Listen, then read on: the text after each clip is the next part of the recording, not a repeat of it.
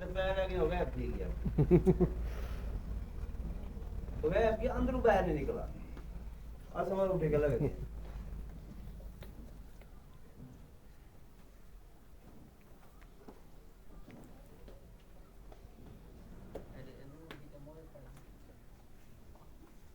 वो लोग किया यार पता खबर कितने तरह का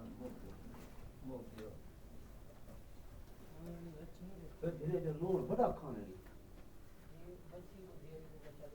मन मन लोग का जाने तो अब मैं मेरा गोल के बखा दे हो ना तू ई कुछ दे बचे बच्ची को दे दिया मार के एक के बाद शरीर दे तेरे आगे होया आप दराज दे होया ई ना